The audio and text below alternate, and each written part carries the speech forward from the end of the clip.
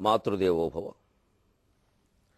నరుడు గంధరగోళాల నడుమ నిన్ను ఆర్తితో కొలిచినప్పుడే అందము గలదు.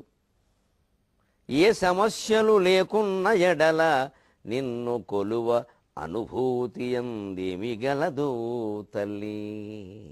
ఏ సమస్యలు లేకున్న ఎడల నిన్ను కొలువ అనుభూతి ఎందేమి గలదు తల్లి.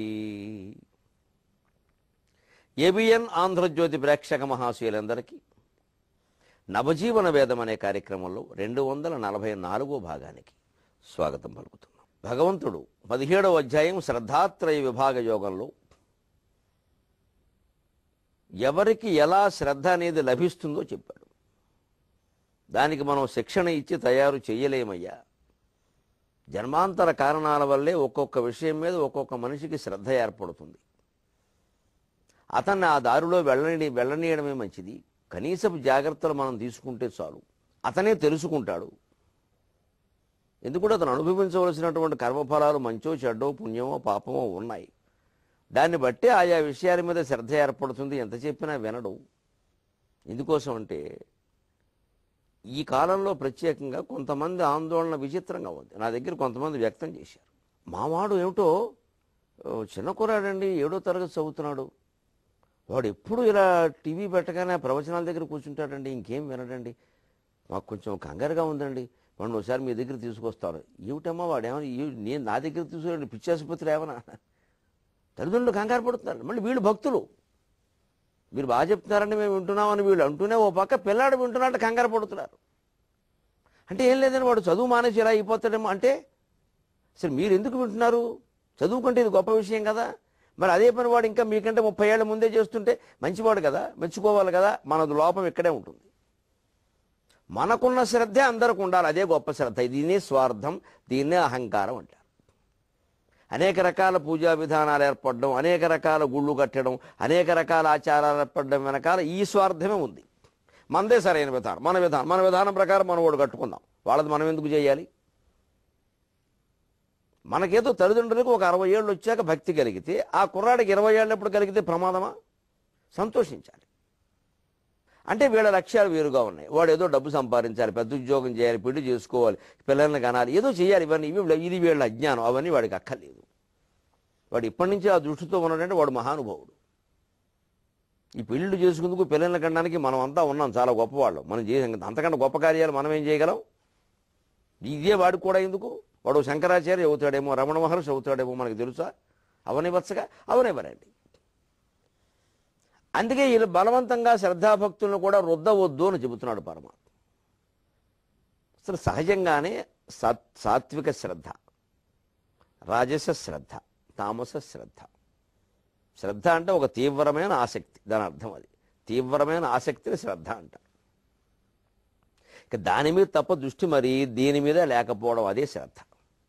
అది 3 రకాలు: సాత్వికం, రాజసం, తామసం.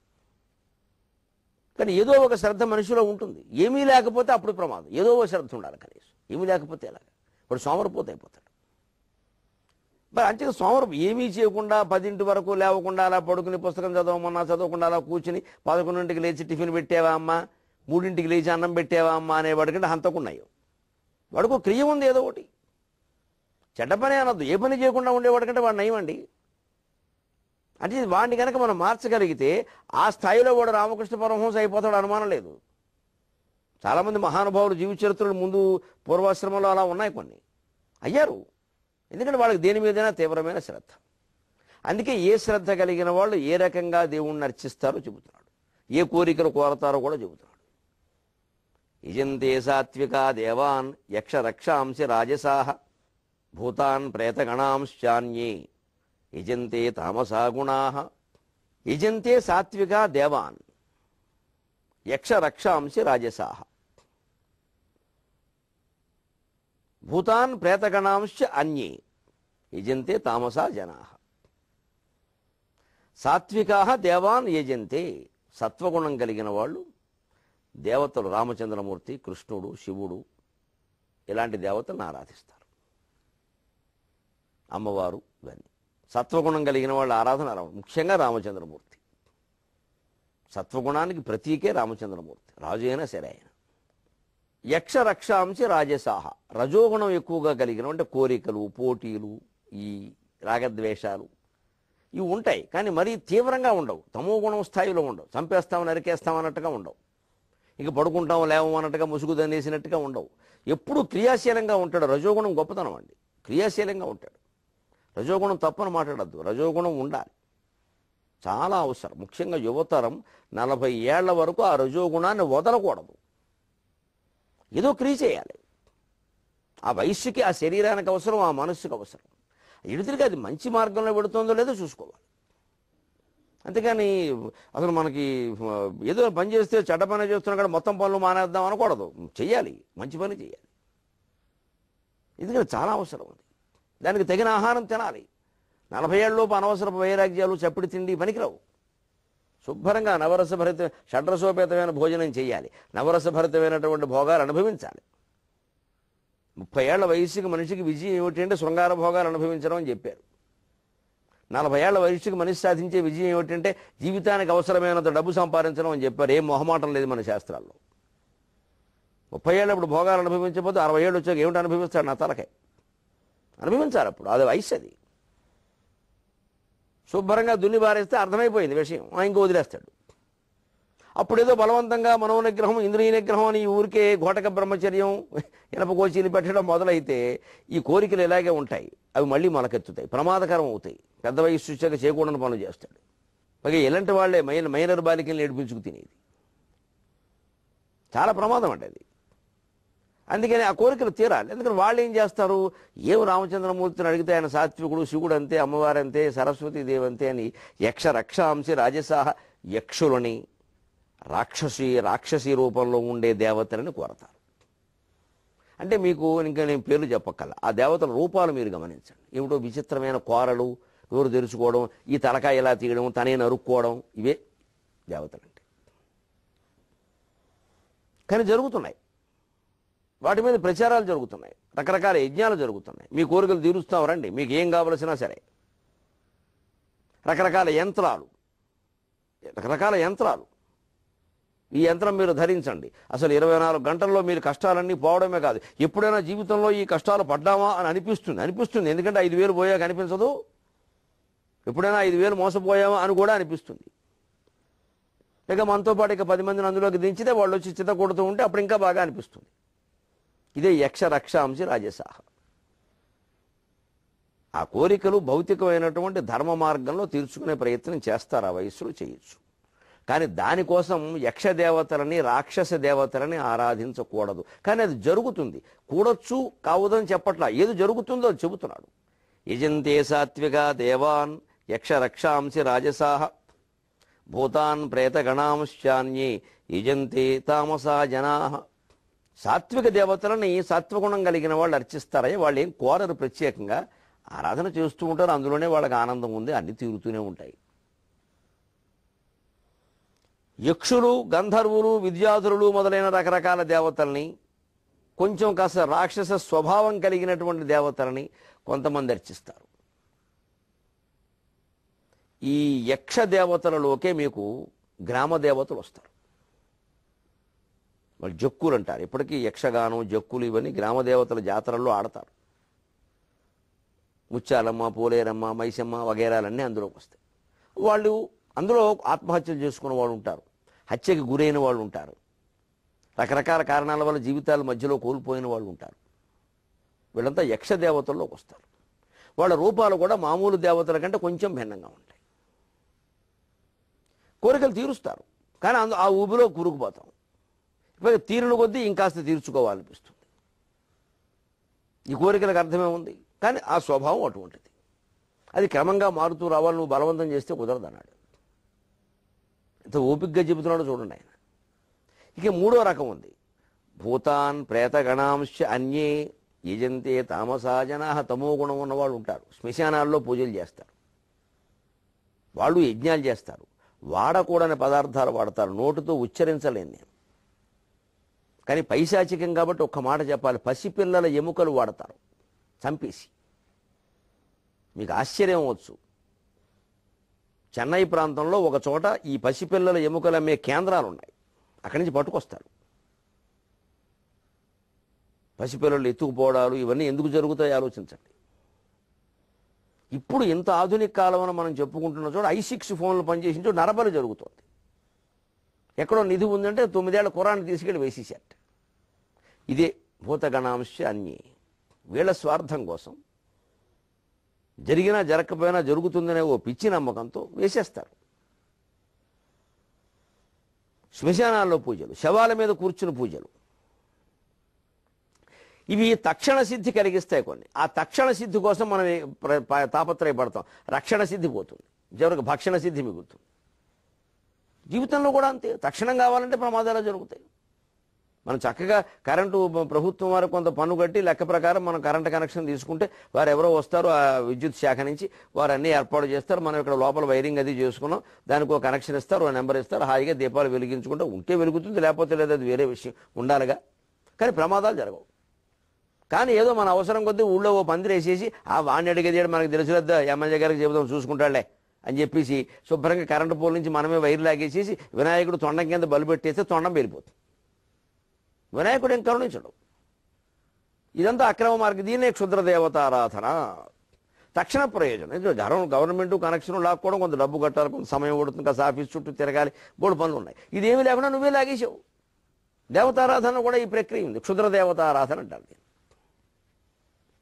తొందరగా ప్రయోజనం. శ్మశానాల్లో అర్ధరాత్రి శవం మీద కూర్చుని అలా చేస్తే వస్తుంది. అసలు అది ఎందుకంటే వస్తే మాత్రం ఏమిటండి ఇంత దరిద్రం అయ్యాక జీవితం అవసరమా? ఇదే. కానీ ఉంటారు అబ్బాయి కొంతమంది, మనం ఏం చెయ్యలేము, వాళ్ళని అలా ఉంటారు. ఆ దోరికి నువ్వు వెళ్ళకు. అంతేగాని ఇలా ఎవరూ లేకుండా అది ప్రభుత్వం పని, అలా జరగకుండా ప్రభుత్వం చేయాలి, చట్టాలు పెట్టాలి, నిఘా ఏర్పాటు చేయకపోతే ప్రజలు ఎప్పుడు నుండి సామాన్య ప్రజలను నేనేం అనలేను. ఎందుకంటే ఎవరు ఏం అనకూడదు. అంటే చాలామంది ఆ ప్రజలు ఎలా ఉంటే వాళ్ళు ఏం చేస్తారు. ప్రజలు అనే ఒక పదార్థం ఉందా?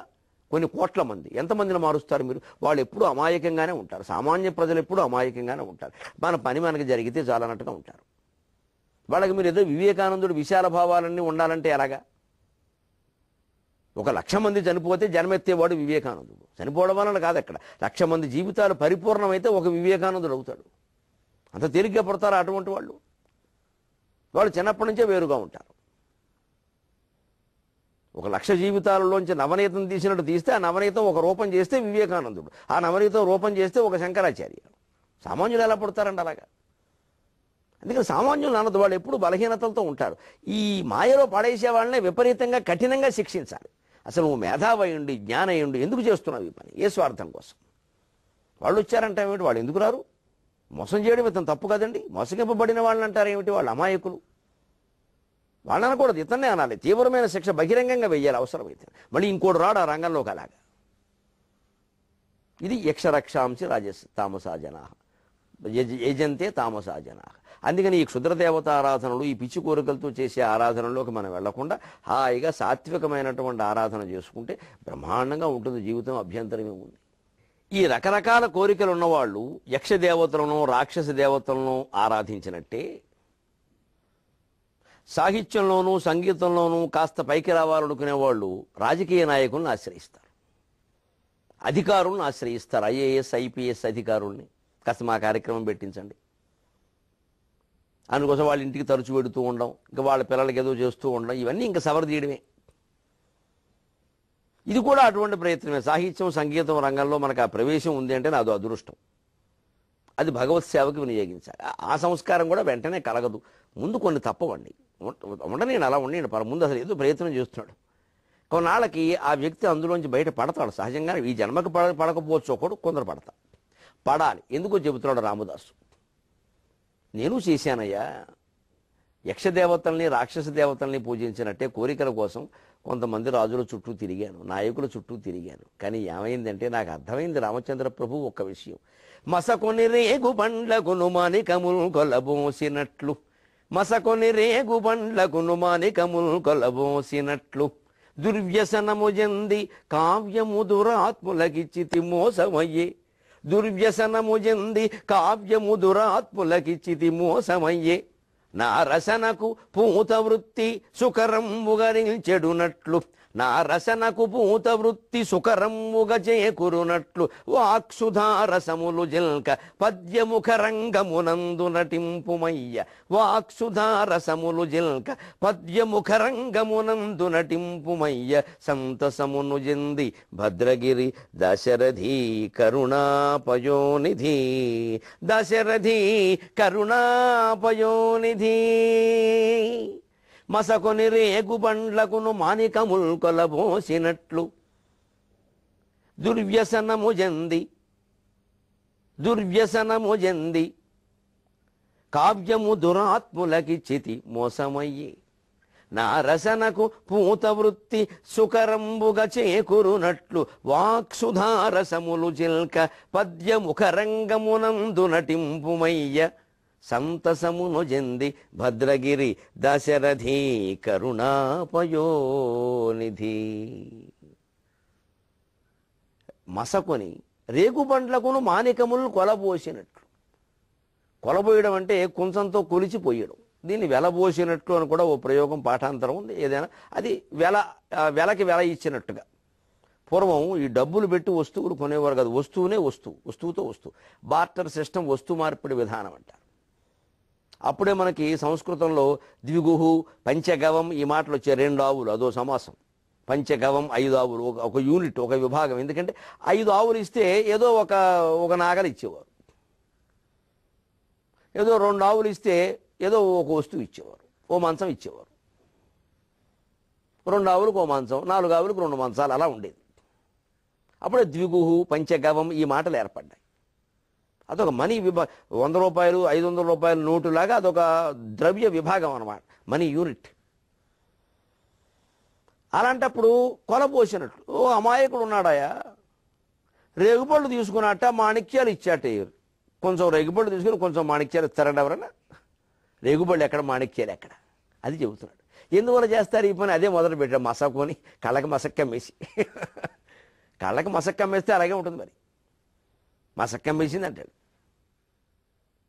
అందుకని కళ్ళకి మసక్కమ్మిన వాళ్ళలాగా ఏమిటో తెలియకుండా అవి కూడా ఎర్రగా ఉంటాయి మాణిక్యాలు ఎర్రగా ఉంటాయి రేగుపళ్ళు ఎర్రగా ఉంటాయి అవి ఒకటే కొంచెం రేగుపళ్ళు తీసుకున్నట్ట కొంచెం మాణిక్యాలు ఇచ్చాట అవతల వాడు ఎవడో అదృష్టవంతుడు పొద్దున అక్కని తొక్కొచ్చాడు వీడికి ఒక్కదాన్ని వచ్చాడు అలాగా ఏదో రేగుపళ్ళు తీసుకుని మాణిక్యాలు ఇచ్చినట్టుగా దుర్వ్యసనము చెంది కావ్యము దురాత్ములకి చితి మోసమయ్యి ఎంత చక్కని ఉపమానం అండి ఆంధ్ర సాహిత్యం మొత్తం మీద రాజులకిచ్చి మోసపోయానని చెప్పడానికి ఇలాంటి ఉపమానం మరొకడు చెప్పలేదు కంచెల గోపరాజు గారు తప్ప నిజంగా రాజే కవిత్వంలో ఏం మాట చెప్పాడండి అసలు రేగుపళ్ళు తీసుకుని మాణిక్యాలు ఇచ్చినట్టు అయింది నా బతుకు రామచంద్రమూర్తి వీడికి దుర్వ్యసనము చెంది ఏవో నాకేవో దుఃఖాలో బాధలో ఉండి దానికి ఏదో వాళ్ళు డబ్బిస్తారు కదా అని పనికి మన జమీందారుల దగ్గరికి వెళ్ళి వ్యాపారస్తుల దగ్గరికి వెళ్ళి నా పద్యాలు వాళ్ళకి వినిపించి డబ్బులు అడిగాను వాళ్ళని ఏం దరిద్రున్నాయా నేను నా పద్యాలు మాణిక్యాలు వాళ్ళు ఇచ్చే డబ్బు రేగుపళ్ళు నాకెందుకు అది పైగా రేగుపళ్ళు చూసుకుని తినాలి అయితే అందులో పురుగులు ఉంటాయి అదో ప్రమాదం చిన్నపండే అందులో గింజ ఎక్కువ అసలు గింజ ఎక్కువ గుంజు తక్కువ ఆ గుంజులో మళ్ళీ ఓ పురుగు ఉండే అవకాశం ఉంది పొరపాటు రేగుపండు కానీ చిన్న కన్నం కనపడుతుంటే వదిలేరు అందులో పురుగు ఉంటుంది ఖచ్చితంగా అసలు ఉన్న గుంజే తక్కువ గింజ ఎక్కువ మళ్ళీ అంత ముసికి తీసేయి ఇక మిగిలేదంతా అందులో మళ్ళీ పురుగు చేరితే ఇంకేమిటి ఈ రేగుపళ్ళు కుంచెడు తీసుకుని కుంచెడు మాణిక్యాలు ఇచ్చారంటే ఇంతకంటే వేరేవాడు ఎవడైనా ఉంటాడు అలాగా ఏదో జీవితంలో దుర్వ్యసనం అంటే ఇక్కడ చెడ్డ అలవాటు అనుకోకండి అది ఆధునికంగా వచ్చిన అర్థం సంస్కృత సంప్రదాయంలో దుర్వ్యసనం అంటే భరించలేని దుఃఖం వ్యసనం అంటే దుఃఖం అర్థం ఏవో కొన్ని బాధలు కుటుంబ కష్టాలు ఉండడం వల్ల డబ్బులు అవసరమయ్యి పనికి మన వాళ్ళందరికీ నా పద్యాలు కావ్యాలు అంకితం ఇచ్చాను అంటే రామదాసు ఇంతకుముందే ఏదో రాసి ఎవరికో అంకితం ఇచ్చి మోసపోయాడు ఆయన చెబుతున్నాడు మనకు స్పష్టంగా అది మనకు దొరక్కపోయి ఉండొచ్చు మోసపోయాడు కావ్యం దొరికితే బాగుండేది ఇక్కడ పోతన గారు అంతటి వాడు కూడా భోగపు స్త్రీ మీద దండకం రాశాట భోగిరికి దండకం అని తర్వాతే భాగవతం రాశాడు అలా బాగుపడిన వాళ్ళు చాలామంది ఉన్నారు కంగారు పడిపోక్కర్లేదు ఇలా తర్వాత భాగవతం రాసిన భోగిని దండకం రాశాడని చెప్పడానికి సిగ్గుపడక్కర్లేదు అది జీవితంలో అనేక దశలు అవి అలాగా నేను అలా అయిపోయింది అందుకని నా రసనకు పూత వృత్తి సుఖరంబుగా చేకూరున్నట్లు నా రసన అంటే నాలుక చూడండి రసమును గ్రహించేది రసన నా నాలుకకి పవిత్రమైనటువంటి పద్ధతి పూత వృత్తి పవిత్రమైనటువంటి పద్ధతి చేకూరాలంటే వాక్సుధారసములు చిల్క, అమృతమైన అమృతరస ప్రవాహాలు ప్రవహించే విధంగా. ఆ వాక్సుధారసములు జిల్క నా రసనకు పూత వృత్తి సుకరంబుగా చేకూరునట్లు వాక్సుధారసములు జిల్క పద్య ముఖరంగమునందు నటింపుమయ్య. పద్యం యొక్క ముఖరంగం ఇది బాగుందండి. ఫేస్బుక్ అనే మాటకి తెలుగు మాట ఇన్నాళ్ళకి దొరికింది నాకు, రామదాసు గారి దయ వల్ల. ముఖరంగం బ్రహ్మాండంగా ఉంది. ముఖ పుస్తకం అని కొంతమంది పెడుతున్నారు. ముఖ పుస్తకం అనే మాట సరిగ్గా ఉండదు, ముఖానికి పుస్తకం ఉండదు, ముఖరంగం బాగుంటుంది. అంటే మన మన జీవితానికి సంబంధించిన విషయాలని రంగస్థలం మీద పెట్టేస్తాం. ఫేస్బుక్ అదేగా మరి, చూసుకుంటారు అబ్బాయి అని మొత్తం మన జీవితం అంతా ఆరబెట్టాం అక్కడ. అందుకని ఫేస్బుక్కి సరైన తెలుగు మాట ముఖరంగం. అదొక రంగస్థలం, దాని ముఖమే మన జీవితం అంతా అందులో పెట్టాం. ఆ ముఖరంగమునందు నటింపుమయ్య. నా పద్యాల యొక్క ముఖద్వారం అనమాట. ముఖరంగం అంటే ముఖద్వారం. ఆ ముఖద్వారమునందు నటింపుమయ్య అంటే నువ్వు ముందుండు, మిగిలిందంతా బాగుంటుంది. ముందు ఒక మంచి నాయకుడు ఉంటే వెనకాల వాళ్ళంతా సక్రమంగా నడుస్తారు కదా, అది ముఖరంగం. ముఖరంగమునందు నటింపుమయ్య సంతసమును జంది భద్రగిరి దశరథి కరుణాపయోనిధి. ఎందుకు ఈ కోరికల కంటే భగవంతునికి ఇవ్వాలని చెబుతారు అంటే, ఒక మాట చమత్కారానికి చెప్పుకుంటే, సౌందర్యలహరిలో ఓ శ్లోకం ఉంది, 12వ శ్లోకం. దాన్ని కొంతమంది పరస్త్రీలను వశీకరణ చేసుకుందుకు వినియోగిస్తారు. స్త్రీ వశీకరణ అన్నారు, పర అనే మాట లేదు అక్కడ. స్త్రీ వశీకరణ అంటే కొంతమంది అసలు స్త్రీని వశీకరణ చేసుకునే పనే ఉంది, పెళ్లి చేసుకున్నాగా. అందుకే ఇంకా వేరే దృష్టి ఉన్నవాళ్ళు కొంతమంది సౌందర్యలహరిలో శ్లోకాలు దుర్వినియోగం చేసి దెబ్బైపోయిన సందర్భాలు ఉన్నాయి. ఎందుకంటే అందులో ప్రతి శ్లోకానికి ఇది కోరిక, ఇది మంత్రం, దీన్ని 108 సార్లు చేయాలి, 40 రోజులు చేయాలి, ఈ నైవేద్యం పెట్టాలి, ఈ రకమైన ముగ్గేయాలి అని ఒక లెక్క ఉంది. దాని మీద పరిశోధన చేసి ఆ గ్రంథాలు వెలువరించిన మహానుభావులు కూడా ఉన్నారు. వారు సదుద్దేశంతో చేశారు, దాన్ని దుర్వినియోగం చేసేవాడు చేస్తాడు, దానికేముంది, దానికి వారేం చేస్తారు. కొన్ని రహస్యాలు చెప్పాలి, చెప్పకపోతే తెలియదు కదా. దుర్వినియోగం చేస్తే ఆ పాపం వారికి అంటాం, అది వారికి సంబంధం లేదు. నరం వర్షీయంసం నయన విరసం నర్మసుజడం తవాపాంగాలోకే పతితమనుధావంతి శతశః గళద్వేణీబంధాః కుచకలశ విస్రస్త నిచయాః హఠాత్రుట్యేత్కాంచ్య విగళిత దుకూలా యువతయః. అమ్మవారిని కనుక ఆరాధన చేసిన వాడు ఉంటే, దేవి ఉపాసకుడు ఉంటే, వాడు ముసలివాడైనా సరే, నయన విరసం చూస్తే కళ్ళ పగలు చూస్తే రాత్రి కళ్ళలోకి వచ్చేలా భయంకరంగా ఒంటి నిండా మత్సలతో ఉన్నా సరే, నర్మసు జడం ఆడవాళ్ళకి ఇష్టమైనటువంటి చలోక్తులు, సరసము, చమత్కారం ఏమాత్రం లేని దెబ్బరొట్టి ముఖమైనా సరే, ఒక్కసారి దేవి ఉపాసన చేస్తే అమ్మవారి దయ వాడి మీద ప్రసరించింది అంటే ఇక వాడు చుట్టూ మొత్తం ఆడాళ్ళందరూ తిరగవలసిందే. ఇక దానికి రకరకాలుగా చెప్పారు. జుట్టు ముడి విడిపోయినా పట్టించుకోరట, ఏం జారిపోయినా పట్టించుకోరట. దీనికంతా తాత్వికమైన అర్థం ఉంది, అది వేరే విషయం, మరో సందర్భంలో చెప్పుకుంది. ఇప్పుడు కేవలం చమత్కారం కోసం అలా అన్నట్టు. అంటే ఒకసారి పాపం అదే లోకంలో ఉంది. ఒక అతను గృహస్థే, పెళ్ళైన వాడే, ఇంట్లో కూర్చుని ఈ ఆ రకమైన ముగ్గేసి ఆ నైవేద్యం పెట్టి ఈ శ్లోకమే చదువుతున్నాడు. ఇది రోజుకి ఏదో 108 సార్లు చదవాలి, 40 రోజుల్లో ఉంటుంది లెక్క. అందుకని చదువుతున్నాడు. ఈ లోపు వాళ్ళ మిత్రుడు వెళ్ళాడు అక్కడికి. ఈయన కూడా కాస్త తెలిసిన వాడు విషయం. ఆయన అమ్మాయి ఎడమ పూజలో ఉన్నారండి, ఏమిటో ఈ మధ్య ఏమిటో లేవట్లేదండి బాబు, 2 గంటలైనా. అలాగే బాబు ఏం చేస్తున్నాడు ఈయన, వశీకరణ కోసం చేస్తున్నాడు. ఎవరో స్త్రీని వశీకరణ చేసుకుందుకు ఆ పని చేస్తున్నాడు. ఆవిడకి ఆ విషయం తెలియదు. అక్కడ ఆవిడే పట్టుకొచ్చి నైవేద్యాలు చేసి అక్కడ పెట్టేస్తుంది పాపం అమాయకులు, అది తెలియక. ఈ మిత్రుడు చూశాడు, ఏమిటమ్మా ఏం పూజ ఏమిటి, ఇంతవరకు ఎప్పుడు చేయలేదు మనవాడు. చూశాడు ఆ ముగ్గు, ఆ నైవేద్యం. అయ్యి బాబోయ్, ఆ లోపలికి వెళ్ళాడు. కాస్త కాఫీ పట్టుకురా అమ్మా అన్నాడు. పట్టుకొచ్చింది చెల్లెలు కాఫీ. అన్నగారు కూర్చున్నాడు అక్కడ. కొంపలు అంటుకుపోతున్నాయి, చెల్లెమ్మ చూసావా ఏమిటిది, వాడు ఏం చేస్తున్నాడు, వాడు స్త్రీ వశీకరణ కోసం చేస్తున్నాడు ఆ పూజ, ఏమిటో అలా చేస్తున్నావా, ఎంత అమాయకులను నువ్వే అక్కడ నైవేద్యాలు ఉండి పెడుతున్నావు, అక్కడ కొంపలు అంటుకుపోతాయి అని చెప్పాట. అంటే మీరు ముందు కాఫీ తాగండి మాట్లాడదు, ఆవిడ చాలా తెలివైనవాడు. మీరు ముందు కాఫీ తాగండి అన్నయ్య, చల్లారిపోతుంది అది. కాఫీ తాగి చెప్పేది ఆయన చేసేది ఎవరి కోసమో కాదండి, నా కోసమే అందుట. అది విషయం. ఈయన గారికి భార్య వశం కాలేదు, అందుకని భార్య వశీకరణ అవ్వడం కోసం 108 సార్లు జపం చేసి 40 రోజులు చేస్తున్నాడు. ఇంకెందుకు అంచేత కంగారు పడకండి, నేను వశం అయితే కదా ఇంకోళ్ళు అవ్వడానికి. నాకు తెలుసునండి వ్యవహారం, ఈయన ఎన్నాళ్ళు చేసినా ఒకటే. ఇది ప్రేమ లేని వాడికి ఎవడ వశం అవుతాడండి, పూజలు చేస్తే వశం అవుతారా, ప్రేమించడం మానేసి అని చెప్పింది. అది ఒక పెద్ద చలోక్తిగా చెప్తూ ఉంటారు సరదాకి, ఇలా చేస్తే ఇలాగే అవుతుందని. అంచేత అసలు జీవితాన్ని మనం సరిగ్గా గడిపి అమ్మవారి దగ్గర కూర్చుని హాయిగా ఎందుకు వచ్చిన ప్రయోజనాలు, ఈ ముగ్గులు నైవేద్యాలు ఇవన్నీ మనకు కొన్ని తెలుసు, కొన్ని తెలియవు, లేనిపోనివి బెడిసి కొడతాయి. పైగా నేను మొహమాటం లేకుండా చదివాను, దేవీ ఉపాసనలో తేడా వస్తే ఒంటి నిండా పొక్కులు వచ్చేస్తాయండి. మీకు అదే పెద్ద సాక్ష్యం. ఈ చేతుల మీద పొక్కులు వచ్చేస్తాయి, ఒంటి నిండా పొక్కులు, దద్దుర్లు ఎర్రగా వచ్చేస్తాయి, వాతలు పెట్టినట్టు. దెబ్బతిందనే అర్థం. ఇంకా ఎందుకంటే ఏదో తీవ్రమైన కోరికతో తీవ్రంగా చేస్తారు, అది సరిగ్గా సాగదు, పెడుచుకొడుతుంది. మిగిలిన వేరు, శక్తి వేరు. మంచిది, అటువంటి వాటి జోలికి మనం వెళ్ళొద్దు. సాత్వికంగా హాయిగా రామచంద్రమూర్తిని, అమ్మవారిని, శివుణ్ణి, కృష్ణుణ్ణి బ్రహ్మాండంగా ఆరాధన చేసుకుందాం. జీవితం అంతా అర్పిద్దామండి. ఈ కోరికలు ఏమిటి, అవన్నీ ఆయనే తీరుస్తాడు. సెలవు.